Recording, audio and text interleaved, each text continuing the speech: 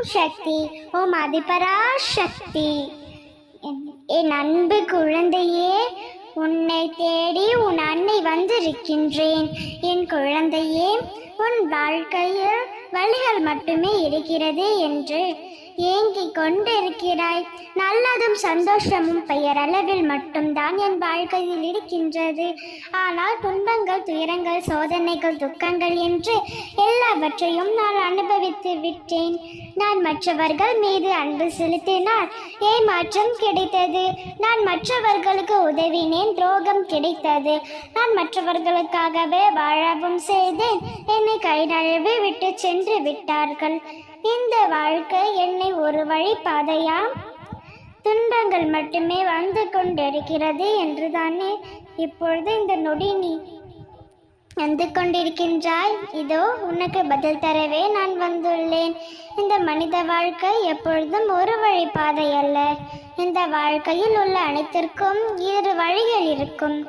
அப்படி இருக்கையில் உன் பிரச்சனைகளும் அதற்கான காரணங்களும் அது வந்த வழியையும் உன் அன்னை நான் அறிவேன். இந்த வாழ்க்கை பயணத்தில் துவக்குவதற்கு பிறப்பு என்ற வழியை ஏற்படுத்தி அனைவரும் வருகிறார்கள். பயணம் முடியும் பொழுது இறப்பு என்ற வழியில் சென்று விடுகிறார்கள். இரவு ஒரு வழியில் வந்தால் பகல் ஒரு வழியில் வரும்.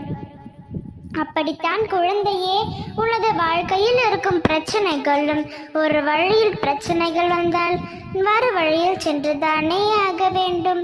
இங்கு எதுவும் நிலத்திருக்க போவதில்லை, நிரந்தரமும் இல்லை என்று நீயே அறிவாயல்லவா? அப்படி இருக்கையில் வந்து போகும் பிரச்சனைகளுக்காக உனது பொக்கிஷமான நேரத்தை துளைத்து கொண்டிருக்கின்றாய். துன்பம் வருவதற்கு ஒரு வழி இருந்தால் இன்பம் வருவதற்கும் ஒரு வழி இருக்கும். அந்த வழியை தேடி கண்டுபிடிப்பதுதான் இந்த வாழ்க்கையின் விளையாட்டு. இந்த விளையாட்டின் ஒளிந்திருக்கும் ஒவ்வொன்றை நீ கண்டுபிடித்தே ஆக வேண்டும். உனக்கான எல்லாமும், நீ கேட்கும் எல்லாமும், நீ விரும்பும் எல்லாமும் உன் வாழ்க்கையிலேயே ஒளிந்திருக்கின்றது. அதை நீ தேடி கண்டுபிடிப்பதும் மட்டுமே உண்மை பணி. அதற்கு உனக்கு உதவுவதற்காகவும் ஒரு சில துணுக்குகளை அவ்வப்போது உனக்கு செல்வதற்காகவும் உன் அன்னை உன்னுடனே பயணித்துக் கொண்டிருக்கின்றேன். நான் உன்னுடனே இருக்கும் பொழுது நீ எதற்கும் கலங்காதே.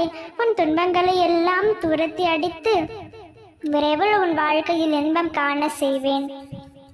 நீ என் பிள்ளை அல்லவா, உன்னை எப்படி நான் கைவிடுவேன்? உன் வாழ்க்கை சர்வ நிச்சயமாக சந்தோஷமாய் மாறும். நம்பிக்கையோடு இரு, நிச்சயம் நல்லதே நடக்கும். ஓம் சக்தி, ஓம் ஆதிபராசக்தி.